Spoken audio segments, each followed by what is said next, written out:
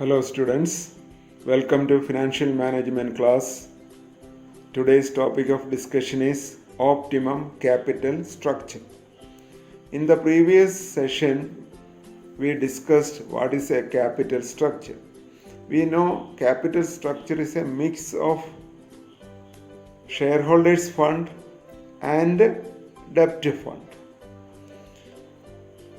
So today let us see what is optimum capital structure. The basic purpose of capital structure decision is to maximize the value of the firm or shareholders' wealth. The capital structure which maximizes the value of the firm is called optimal capital structure. So financial മാനേജ്മെൻറ്റിൻ്റെ objective നമ്മൾ പഠിച്ചതാണ്. The major objective of financial management is maximise share holders wealth. മറ്റൊരു രൂപത്തിൽ പറയുകയാണെന്നുണ്ടെങ്കിൽ maximise the value of the firm. അപ്പോൾ ഇത് തന്നെയാണ് ഒരു ക്യാപിറ്റൽ സ്ട്രക്ചർ ഡിസിഷൻ്റെയും മെയിൻ പർപ്പസ്, ബേസിക് പർപ്പസ് എന്ന് പറയുന്നത്. സോ ഏതൊരു ക്യാപിറ്റൽ സ്ട്രക്ചറാണോ കമ്പനിയുടെ മൂല്യം ഉയർത്തുന്നത്, വാല്യൂ മാക്സിമൈസ് ചെയ്യുന്നത്, അല്ലെങ്കിൽ കമ്പനിയുടെ share ഹോൾഡേഴ്സിൻ്റെ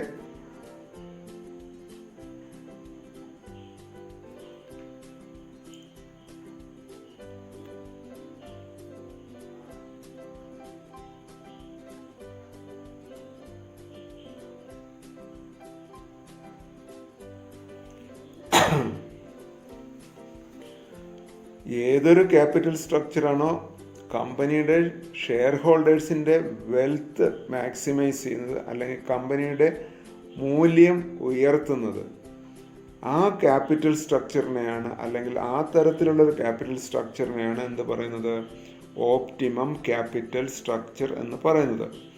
it refers to the best or the most economical capital structure. It is the mix of debt and equity capital that maximizes the value of the company and minimizes the cost of capital. So, optimum capital structure എന്ന് പറഞ്ഞാൽ വളരെ എക്കണോമിക്കലായിട്ടുള്ള ഒരു capital സ്ട്രക്ചറാണ്. അതായത് optimum capital structure എന്ന് മറ്റൊരു രൂപത്തിൽ പറയുകയാണെന്നുണ്ടെങ്കിൽ അത് ഡെപ്റ്റ് ക്യാപിറ്റലിൻ്റെയും ഇക്വിറ്റി ക്യാപിറ്റലിൻ്റെയും വളരെ എക്കണോമിക്കലായിട്ടുള്ള ഒരു മിക്സാണ്.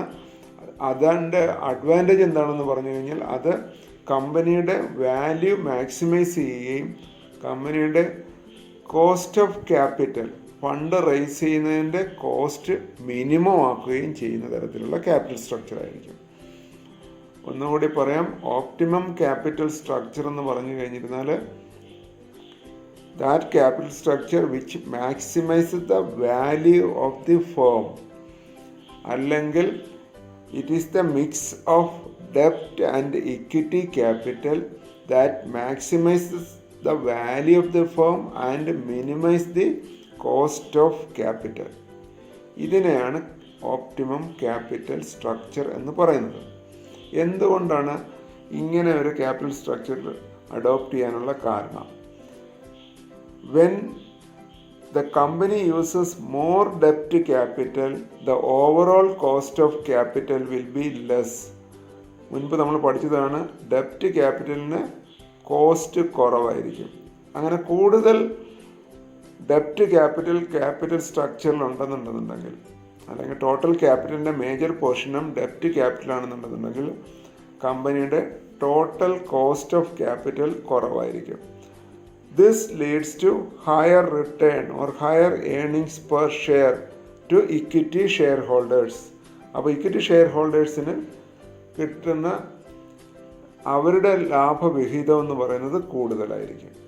At the same time, the risk of equity shareholders will be high due to high amount of interest to be paid to debt investors annually.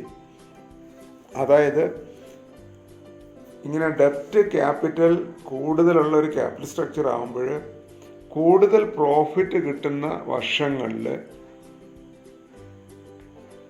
Equity share ഹോൾഡേഴ്സിന് കിട്ടുന്ന ലാഭവിഹിതം കൂടും, പക്ഷേ അവരുടെ റിസ്ക്കും കൂടുതലായിരിക്കും. കാരണം എന്തുകൊണ്ടാണെന്ന് പറഞ്ഞു കഴിഞ്ഞിരുന്നാൽ, ഈ ഡെപ്റ്റ് ക്യാപിറ്റലിന് വർഷം തോറും ഇൻട്രസ്റ്റ് എമൗണ്ട് കൊടുക്കേണ്ടി വരും. ആ ബാധ്യത ആരാണ് വഹിക്കേണ്ടി വരിക? ഷെയർ ഹോൾഡേഴ്സ്, അതായത് ഓണേഴ്സാണ് വഹിക്കേണ്ടി വരിക. അപ്പോൾ ഒരു വർഷം ഇൻ കേസ് കമ്പനിക്ക് കൂടുതൽ പ്രോഫിറ്റ് കിട്ടിയിട്ടില്ല എന്നുണ്ടെന്നുണ്ടെങ്കിൽ, ഇൻട്രസ്റ്റ് എമൗണ്ട് കൊടുക്കാനുള്ള ഒരു എമൗണ്ട് തുക പോലും പ്രോഫിറ്റിൻ്റെ രൂപത്തിൽ വന്നിട്ടില്ല എന്നുണ്ടെന്നുണ്ടെങ്കിൽ, നഷ്ടം സഹിച്ചുകൊണ്ട് കമ്പനി വേറെ എവിടെ നിന്നെങ്കിലും ലോൺ വാങ്ങിക്കൊണ്ട് ഷെയർ ഹോൾഡേഴ്സ് ഈ ഡെപ്റ്റ് ക്യാപിറ്റലിന് മുകളിലുള്ള ഇൻട്രസ്റ്റ് കൊടുക്കേണ്ടി വരും. ആ റിസ്ക്കാണ് ഇക്വിറ്റി ഷെയർ ഹോൾഡേഴ്സിൻ്റെ റിസ്ക് ആയിട്ട് വരുന്നത്. അപ്പോൾ ക്യാപിറ്റൽ സ്ട്രക്ചറിൽ ഡെപ്റ്റിൻ്റെ അളവ് കൂടുമ്പോൾ കമ്പനിയുടെ ഓവറോൾ കോസ്റ്റ് കുറയും. അതിലൂടെ ഇക്വിറ്റി ഷെയർ ഹോൾഡേഴ്സിന് ലഭിക്കുന്ന റേറ്റ് ഓഫ് റിട്ടേൺ ഇൻക്രീസ് ചെയ്യാൻ സാധിക്കും. അതേസമയം ഇക്വിറ്റി ഷെയർ ഹോൾഡേഴ്സിൻ്റെ റിസ്ക് വർദ്ധിക്കുകയാണ് ചെയ്യുന്നത്. On the other hand, when the company uses less debt, the overall cost of capital will be high. This leads to lower return to equity shareholders. അപ്പോൾ നേരെ മറിച്ചുള്ള അവസ്ഥ എന്താണ്? Capital സ്ട്രക്ചറിൽ ഡെപ്റ്റിൻ്റെ അളവ് കുറവാകുമ്പോൾ ക്യാപിറ്റലിൻ്റെ കോസ്റ്റ് കൂടുതലായിരിക്കും. അങ്ങനെ കോസ്റ്റ് കൂടുമ്പോൾ ഇക്വിറ്റി ഷെയർ ഹോൾഡേഴ്സിന് ലഭിക്കുന്ന റിട്ടേൺ കുറയും. റിട്ടേൺ കുറയുന്നതിന് അനുസരിച്ചിട്ട് തന്നെ ഇക്വിറ്റി ഷെയർ ഹോൾഡേഴ്സിൻ്റെ റിസ്ക്കും കുറവായിരിക്കും. അപ്പോൾ ഇവിടെ പറഞ്ഞ ഈ രണ്ട് സിറ്റുവേഷൻസ്, അതായത് ക്യാപിറ്റൽ സ്ട്രക്ചറിൽ ഡെപ്റ്റിൻ്റെ അളവ് കൂടുതലാകുന്ന സമയത്താണ് ഇക്വിറ്റി ഷെയർ ഹോൾഡേഴ്സിന് കൂടുതൽ റിട്ടേൺ കിട്ടുന്നത്. അപ്പോൾ കൂടുതൽ ബെനിഫിറ്റ് ഇക്വിറ്റി ഷെയർ ഹോൾഡേഴ്സിന് കിട്ടുന്നു. നേരെ മറിച്ചിട്ട് ക്യാപിറ്റൽ സ്ട്രക്ചറിൽ ഡെപ്റ്റിൻ്റെ അളവ് കുറയുന്ന സമയത്ത് ഇക്വിറ്റി ഷെയർ ഹോൾഡേഴ്സിന് കിട്ടുന്ന റിട്ടേൺ കുറവായിരിക്കും. അതേസമയം റിട്ടേൺ കുറയുന്നതനുസരിച്ചിട്ട് റിസ്ക്കും കുറവാണ്. അപ്പോൾ ഇത് രണ്ടും കൂടി ബാലൻസ് ചെയ്യണം. Therefore, there should be a trade-off between risk and return of the equity shareholders. The optimum capital structure is one which strikes a balance between the risk and the return. So, optimum capital structure ഇവിടെ ഈ balancing നടത്തുന്നു. Balance എന്തിനൊക്കെയാണ് balance ചെയ്യുന്നത്? ഡെപ്റ്റിൻ്റെ അളവിനെയും ഇക്വിറ്റിയുടെ അളവിനെയും balance ചെയ്തുകൊണ്ട് equity share ഹോൾഡേഴ്സിന് കിട്ടാവുന്നത് return maximum ആക്കുകയും equity share ഹോൾഡേഴ്സിന് മുകളിൽ വരുന്ന risk minimum ആക്കുകയും ചെയ്യും. ആ തരത്തിലുള്ള ക്യാപിറ്റൽ സ്ട്രക്ചറിനെയാണ് ഓപ്റ്റിമം ക്യാപിറ്റൽ സ്ട്രക്ചർ എന്ന് പറയുന്നത്. Next let us discuss the essentials of optimum capital structure. First point, there should be a balance between shareholders capital and debt capital. In the optimum capital structure, the amount of shareholders fund and amount of debt fund should be balanced. Second point, the capital structure should ensure the minimum cost and minimum financial risk. Second point is that the optimal capital structure should minimize the shareholders risk and at the same time maximize shareholders return. Third point, while designing the capital structure, weightage should be given to liquidity and solvency of the company. അതായത് capital structure design ചെയ്യുമ്പോൾ important ആയിട്ടും ചെയ്യേണ്ട ഒരു കാര്യം എന്ന് പറയുന്നത് കമ്പനിയുടെ ലിക്വിഡിറ്റിക്കും സോൾവൻസിക്കും importance കൊടുക്കുക എന്നാണ്. ലിക്വിഡിറ്റി എന്ന് പറഞ്ഞു കഴിഞ്ഞാൽ it is the ability of the firm to meet short term obligations. Short term ആയിട്ട് കൊടുത്തു തീർക്കാനുള്ള എമൗണ്ടുകൾ കൊടുക്കാൻ കഴിയുന്ന അവസ്ഥയ്ക്കാണ് ലിക്വിഡിറ്റി എന്ന് പറയുന്നത്. നേരെ മറിച്ച് ലോങ് ടേമിൽ ഒബ്ലിഗേഷൻസ് മീറ്റ് ചെയ്യാനുള്ള എബിലിറ്റിയാണ് സോൾവൻസി എന്ന് പറയുന്നത്. അപ്പോൾ ഡെപ്റ്റ് ഹോൾഡേഴ്സിന്, ഡെപ്റ്റ് ഫണ്ട് നൽകിയിരിക്കുന്ന ആൾക്കാർക്ക് ഇൻട്രസ്റ്റ് എമൗണ്ട് നൽകുക എന്ന് പറയുന്നത് ഒരു സോൾവൻസി ഇഷ്യൂ ആണ്. So if a debt threatens the solvency of the company, it should be avoided. Fourth point, The capital structure should be flexible such that it may be possible to raise funds when required and to repay them when they are not required. Fourth point പറയുന്നത് capital structure, optimum capital structure ആണെങ്കിൽ അത് വളരെ flexible ആയിരിക്കണം. കമ്പനിയുടെ capital need അനുസരിച്ചിട്ട് fund raise ചെയ്യാനും അതുപോലെ തന്നെ എപ്പോഴൊക്കെയാണോ ക്യാപിറ്റലിൻ്റെ ആവശ്യകത കുറയ്ക്കേണ്ടത് ആ സമയത്ത് ക്യാപിറ്റൽ സ്ട്രക്ചറിലുള്ള ഡെപ്റ്റിൻ്റെ അളവ് കുറയ്ക്കാനും സാധിക്കണം. Fifth point, capital structure should be easy to understand and simple to operate. Capital structure എന്ന് പറയുന്ന കോൺസെപ്റ്റ് ഡിഫിക്കൽട്ട് ആണെന്നുണ്ടെങ്കിലും അത് ഓപ്പറേറ്റ് ചെയ്യാൻ ഈസിയുമായിരിക്കണം, അതേസമയം തന്നെ സിമ്പിളുമായിരിക്കണം. An optimum capital structure should ensure safety of investment. That is the sixth point. ഇൻവെസ്റ്റ്മെൻറ്റിൻ്റെ സേഫ്റ്റിയാണ് optimum capital സ്ട്രക്ചറിൽ ശ്രദ്ധിക്കേണ്ട ആറാമത്തെ point. Seventh, the optimum capital structure should be such that it may provide maximum return to equity shareholders who are the real owners of the company. Optimum capital structure എന്ന് പറയുന്നത് കമ്പനിയുടെ real ഓണേഴ്സിന്, അതായത് equity share ഹോൾഡേഴ്സിന് maximum വരുമാനം നൽകുന്ന തരത്തിലുള്ളതായിരിക്കണം. Eighth point, generally equity shareholders have the control over the affairs of the company. Preference shareholders and debenture holders have limited control only. Therefore, capital structure should be designed as to preserve the control of the company's management in the hands of the existing shareholders. എട്ടാമത്തെ point പറയുന്നത് optimum capital structure design ചെയ്യുന്ന സമയത്ത് ഡെപ്റ്റിൻ്റെ അളവ് കൂട്ടണം. അതേസമയം തന്നെ കമ്പനിയുടെ management control എന്ന് പറയുന്നത് ഇക്വിറ്റി ഷെയർ ഹോൾഡേഴ്സിൻ്റെ ഷോൾഡറിൽ തന്നെ നിലനിർത്തുകയും വേണം.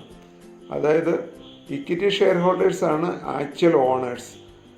പ്രിഫറൻസ് ഷെയർ ഹോൾഡേഴ്സും ഡിബഞ്ചർ ഹോൾഡേഴ്സും എന്ന് പറയുന്ന ആൾക്കാർക്ക് കമ്പനിയുടെ മുകളിലുള്ള കൺട്രോൾ വളരെ കുറവാണ്. അപ്പോൾ അതുകൊണ്ട് മാനേജ്മെൻറ്റ് കൺട്രോൾ എപ്പോഴും ഓണേഴ്സിൻ്റെ കയ്യിൽ നിലനിൽക്കുന്ന തരത്തിലുള്ള ഒരു ക്യാപിറ്റൽ സ്ട്രക്ചർ ആയിരിക്കണം ഓപ്റ്റിമം ക്യാപിറ്റൽ സ്ട്രക്ചർ ഡിസൈൻ ചെയ്യുമ്പോൾ ശ്രദ്ധിക്കേണ്ടത്. And the last point is an optimum capital structure attempts to achieve a balanced leverage by issuing all classes of securities. Shares are issued when the rate of capitalization is high, while debentures are issued when rate of interest is low. Ninth point പറയുന്നത് optimum capital structure should achieve a balanced leverage. In the previous topic we understood what is leverage and what is trading on equity. So leverage or trading on equity means it is a mix of debt and equity capital. So optimum capital സ്ട്രക്ചറിൽ നമ്മളിതാണ് ചെയ്യുന്നത്, balanced ആയിട്ടുള്ള ഒരു ഡെപ്റ്റ് and equity മിക്സാണ് അവിടെ കൊണ്ടുവരേണ്ടത്.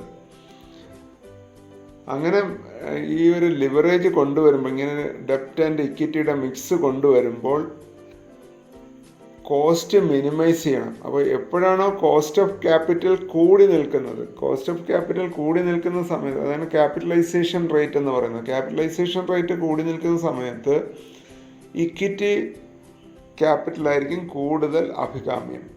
അതേ സമയത്ത് interest rate കുറഞ്ഞിരിക്കുന്ന സമയത്താണെങ്കിൽ ഡെപ്റ്റ് ക്യാപിറ്റലിൻ്റെ അളവ് കൂട്ടുന്നതായിരിക്കും പ്രിഫറബിൾ.